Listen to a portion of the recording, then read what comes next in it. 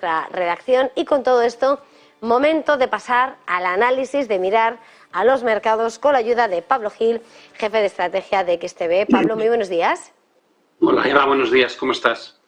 Pues bien, nos encontramos en una mañana que, si bien hemos conocido cómo ha vuelto a repuntar el dato de precios, la inflación en Alemania, seguimos a la espera de esa gran referencia de la semana que lo pondrá Estados Unidos este miércoles, ese dato de inflación, y que llega además después de una resaca de declaraciones de distintos miembros de la FED que están señalando cómo la subyacente sigue ahí obstinada, que las subidas son muy necesarias, que queda por hacer y que, eso sí, que el final del ciclo está más cerca.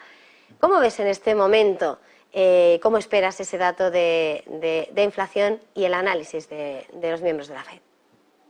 Yo creo que vamos a seguir viendo más o menos la misma dinámica, una mejora en términos de la inflación general, donde el desplome del precio de la energía desde máximos ha ayudado mucho. Veremos ahora que empiezan a repuntar petróleo y gas natural un poco, si se puede frenar ese efecto tan positivo. Y luego no hay que olvidar el efecto base, ¿no?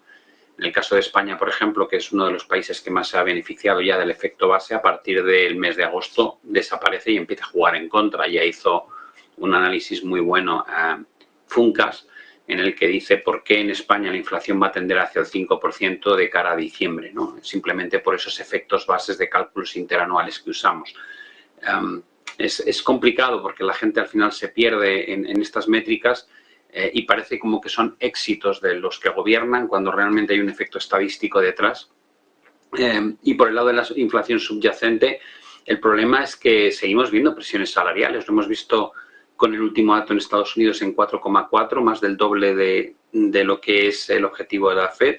Y lo hemos visto esta mañana con los datos, o ayer con los datos de Reino Unido, ¿no? También la inflación salarial no hace más que marcar nuevos máximos, y eso va a complicar pues la lucha contra la subida de precios, y sobre todo que esa subyacente pueda retornar fácilmente al 2%. Si te crees ese escenario que la subyacente va a costar, que la general está muy influenciada por lo que ha pasado con los costes energéticos que podrían empezar a repuntar nuevamente, te encuentras un entorno complejo para los bancos centrales que afianza esto que están diciendo de que hay que seguir subiendo tipos, y probablemente la van a volver a liar, ¿no? Acabarán subiendo más de lo que deben subir. Cuando llegue la desaceleración económica será más profunda de lo que habían previsto que iba a ser, y nos meterá en una recesión muy fea. Creo que va a ser la misma pauta que vivimos con respecto a la inflación hace año y medio, cuando tampoco la veían llegar y luego pensaron que iba a ser transitoria, y mirad dónde estamos, ¿no? 2 años y medio más tarde. Por tanto, el panorama creo que sigue muy en línea con lo que llevamos observando, y por eso hay que ser muy cauto en una perspectiva de largo plazo, porque creo que lo peor está por llegar. En ese horizonte en el que seguimos esperando esas subidas de tipos de interés, y que el propio Powell decía, no es una pausa, es una no pausa, porque hay que ir viéndolo, de ahí que vayan extendiendo las subidas, pero que sigan comprometidos con esas subidas. ¿La ralentización en las subidas puede amainar o provocar amainar ese golpe que estaba señalando que está a punto de llegar, o que va a llegar, mejor dicho, o puede rectificar el curso? No, yo creo que aquí hay como 2 puntos que son muy importantes, ¿no? La gente quiere inmediatez, y esto nos hemos acostumbrado incluso en las redes sociales. Todo tiene que ser inmediato, todo es quiero el titular y quiero ya. Y tú hablas de un entorno económico complejo y todo el mundo es, ¿y dónde está la recesión? ¿Y dónde está la recesión? Digo, vamos a ver, que los ciclos económicos no se miden en días, ni en semanas, ni en meses, se miden en años. Lo único que tienes que tener en cuenta no es la ansiedad ¿y por qué no llega la recesión? No, lo que tienes que mirar es cuáles son las bases que te hacen justificar que el problema de la recesión está ahí, o cuáles son las mejoras que te hacen cambiar de opinión y pensar que el riesgo se está eliminando. Ese es el juego. Luego el timing es muy difícil.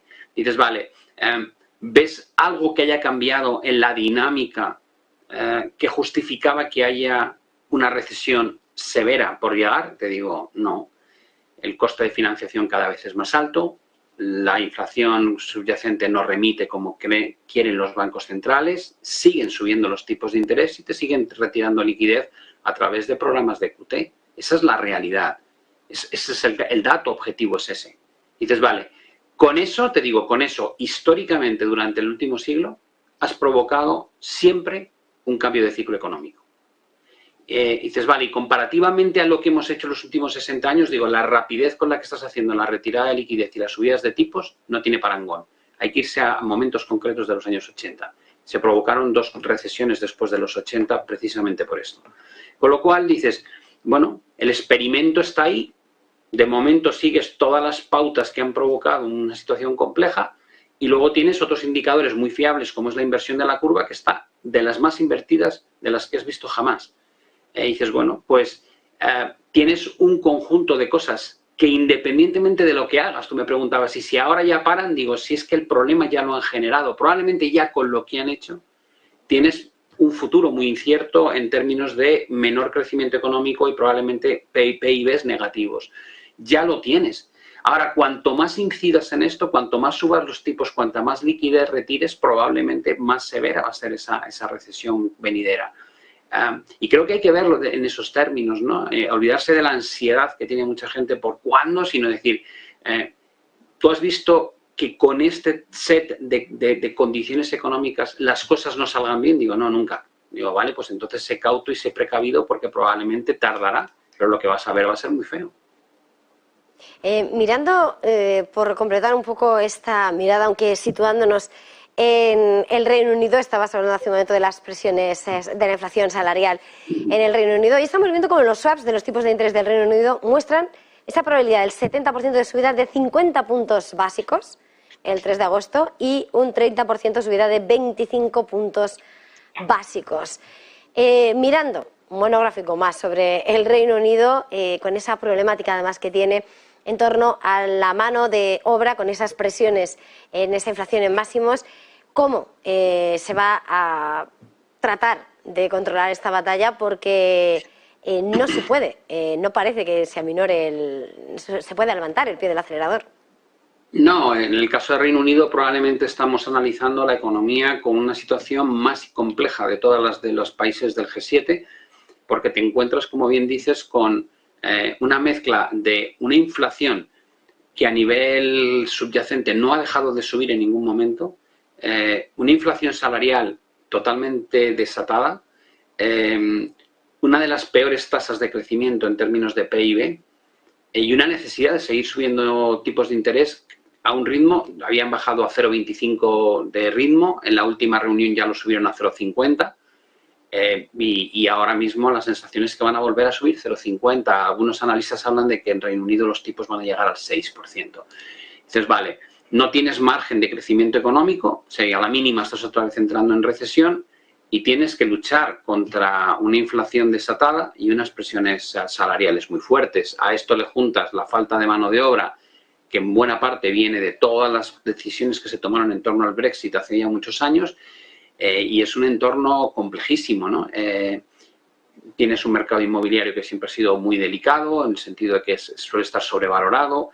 Bueno, ya dijimos hace mucho tiempo que el escenario de la estanflación, que es cuando no tienes crecimiento económico y tienes inflación, es el escenario más complejo al que se puede enfrentar un banco central, porque cuando intentas atacar uno de los problemas, que es falta de crecimiento, generas más inflación, y si quieres acotar las presiones de inflación, generas desplome en el crecimiento económico, con lo cual nunca estás contento, y eso es a lo que se enfrenta Reino Unido, y también lo estamos viviendo en Europa. En Estados Unidos están un poquito más lejos porque la tasa de crecimiento es algo mejor, pero van a tener que sacrificar algo, y probablemente la gran preocupación de Andrew Bailey y del Banco de Inglaterra no es tanto si la economía entra en recesión.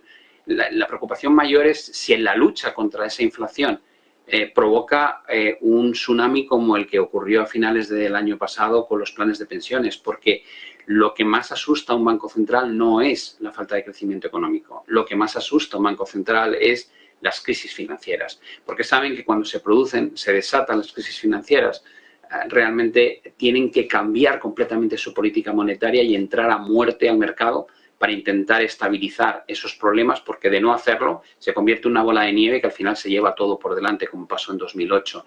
Y eso, en un entorno inflacionista como el que tenemos, pues sería muy difícil de justificar. O sea que creo que están mucho más preocupados por evitar crisis financieras que no por evitar una recesión económica simplemente. Pues muchísimas gracias, Pablo Gil, jefe de estrategia de XTB. Un verdadero placer. Gracias. Feliz jornada, feliz negocio. Gracias a ti, Eva. Y nosotros